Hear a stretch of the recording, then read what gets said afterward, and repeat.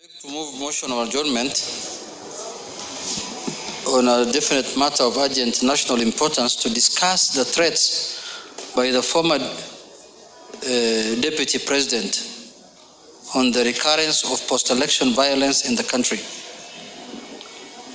Honorable Speaker, I rise under Standing Order 331 to address a grave and urgent matter that threatens the very peace and unity of our nation. The incitement of citizens to post-election violence by political leaders, especially by the former Deputy President. Honorable Speaker, our country has made significant strides in strengthening our democratic institutions since the painful memories of the 2007-2008 post-election violence. We have built a constitutional order, Mr. Speaker, anchored in our Constitution, which provides lawful, peaceful, and democratic mechanisms to resolve electoral disputes. Let us not undo that progress, Mr. Speaker. Honorable Speaker, Article 37 of the Constitution guarantees every Kenyan the right to assemble, demonstrate, and picket peacefully and unarmed. But that right ends where violence begins. No leader, including the former Deputy President, Mr. Speaker, has the right to manipulate public sentiments to incite unrest, destruction of property, or the loss of innocent lives. Honorable Speaker, we are all aware of the tensions that arose following the announcement of the 2022 general elections. We witnessed legal challenges filed in the Supreme Court, pursuant to Article 140, and we commend all parties who chose to pursue justice through institutional means, as is expected in a constitutional democracy. Honorable Speaker, be that as it may, in recent days and weeks, we have seen reckless utterances from the former Deputy President, utterances which, whether intentionally or by negligence or out of foolishness, have slowly begun to incite pockets of unrest in parts of this country, especially in the areas surrounding Wamunyoro and Wamadira area. Honorable Speaker, let it be known that words have consequences. And when leaders stand on podium or go live on national televisions and call for confrontation instead of dialogue, they betray the very people they purport to represent. Honorable Speaker, Section 13 of the National Cohesion and Integration Act, number 12 of 2008, criminalizes hate speech and incitement to violence. It is not a suggestion, it's a law. And that law must be enforced uniformly and decisively, Mr. Speaker. Honorable Speaker, you will have his time to say something. Why can't he just wait? Yeah, you can oppose the motion. Honorable Speaker, we recall the sorrow with sorrow. For the guidance of the House, Honorable Junet, you have 10 minutes. Yes. And every other speaker to the motion, 5 minutes. Okay, Mr. Speaker. Yes. Mr. Speaker, we recall with sorrow the 2007-2008 post-election violence, which over 1,000 lives were lost and more than 600,000 people displaced. We vowed never again. But never again must be more than a slogan. It must be a commitment upheld by this House and its members. Honorable Speaker, let me be clear. We do not oppose peaceful protest. We do not silence legitimate dissent, but we will not condone the mobilization of youth into mobs, the stoking of ethnic division, or the incitement of citizens to turn against each other. Kenya is greater than any political contest or individual's ego. Mr. Speaker, I call this House to condemn in the strongest terms any form of political incitement, violence, displacement of people, and hate speech. But having said, Mr. Speaker, that, Mr. Speaker, it is very sad It is a very sad thing to have somebody who has served as a former deputy president of this country to incite people to violence. But Mr. Speaker, I am very happy also because this House, in its own wisdom, impeached him. Now it is coming very clear to the people the kind of person we impeached and the reasons why we impeached. Mr. Speaker, the person we impeached is the same person who is inciting Kenyans to violence, is the same person who wants displacement of people, is the same person who is propagating hate against one community, against one another, Mr. Speaker.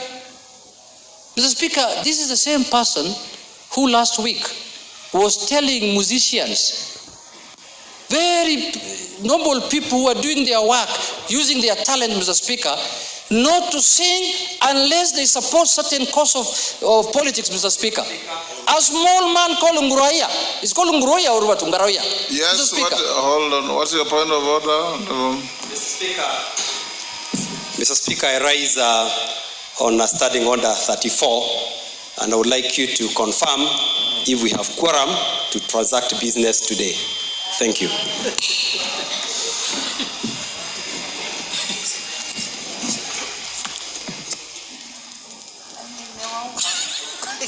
Remember, your point of order is invalid to the extent that you have quoted a wrong standing order.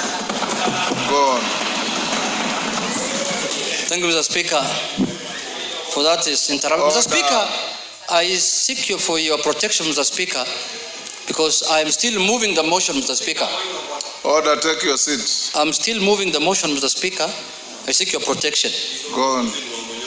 Mr. Speaker, this person that we impeached as a House, Mr. Speaker, overwhelmingly, with over 300 members of this House, Mr. Speaker, is the same person who is telling Kenyans that unless you follow this direction, unless you follow this party of mine, unless you follow this, wild thoughts of mine of discriminating against other people, you will not be valid, or you will not be a valid Kenyan, Mr. Speaker. You will not be a valid citizen of this country. Mr. Speaker, this is a House that addresses matters of concern to the people. That is our mandate constitutionally. And if we do not arrest this matter, as Swahili people say, usipojenga ufa, usipoziba ufa utajenga ukuta, Mr. Speaker. If we do not arrest this matter as early as now, Mr. Speaker, this is a man who has lost his head, this is a man who has lost his soul, and he wants to take this country to the precipice so that people can fight, Mr. Speaker. Mr. Speaker, I take pride because I did not know I was impeaching initially a man of this type. I never thought I impeached him based on gross violation of the Constitution and other things. But now I've realized, Mr. Speaker, madness, mental problem is not walking naked in the street. You could be dressed in your suit, Mr. Speaker, with a tie, but you're a madman, Mr. Speaker. That's what I've come to realize of late, Mr. Speaker. Because a leader of that type, a leader who wants to lead a political party in this country cannot say, now what's happening, Mr. Speaker, he is almost making a region of this country look like an alien in this country. Very soon he wants to fence it off like the Aberdare forest. That if you want to go there, you must get permission from him, Mr. Speaker. You cannot go and visit even your relatives there. You cannot even visit your people there, Mr. Speaker. You cannot do any politics in that area unless you get permission from him. Mr. Speaker, I want to say this. This country has experienced this, and we will not allow it to repeat. We will not allow it, Mr. Speaker. Every Kenyan has a right to live, to do politics, to do business anywhere in this part of the country, Mr. Speaker. Whether you are in Migori, Kakamega, Busia, Nyeri, Muranga, Embu, that other place, Kilifi, anywhere you want to do anything in this country, there is freedom and guaranteed by the Constitution. So, Mr. Speaker, the other day, we have constitutional commissions that we have given ourselves in this country, like the NCIC, the National Cohesion. They have summoned the former deputy president. He has refused to appear. He's above the law. He's above the Constitution. He said, I cannot appear in that commission. And that is a commission that is taxpayer money. Give him 1 minute to finish. Mr. Speaker, my time is 15, according to the standing orders. 10. Mr. Speaker, Mr. Speaker, NCIC, wind up in 2 minutes. NCIC has summoned that suspect, Mr. Speaker. They have told him to appear so that he can answer to the allegations of inciting people against each other. He has refused to appear. Mr. Speaker, he's now trying to use human shield. He's trying to use people to commit crime, offenses that can take people to hate, to defend himself, Mr. Speaker. If he's invited by the DCI to record a statement, he refuses. If he's invited by NCIC, he refuses. If he's invited by EACC, now who is going to protect us from this monster, Mr. Speaker, called Gachagua? Who on earth is going to protect us from this monster, Mr. Speaker? Who's going to protect us? Because the government looks like it's unable to take an action against him. Mr. Speaker, if this government was formed by ODM, this man would have been in jail by now, I can assure you.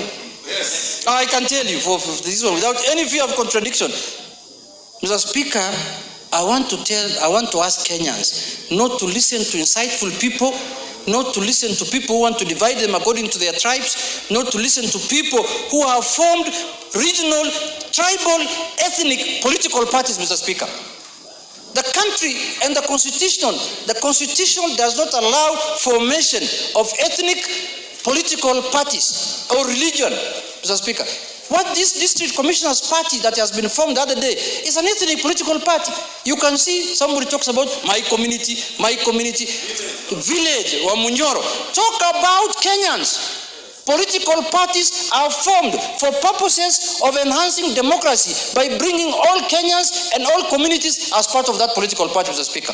With those few remarks, Mr. Speaker, I want to use the strongest terms to condemn the former embattled, malicious, impeached Deputy President, Mr. Speaker. Thank you, Mr. Speaker. I request the majority leader to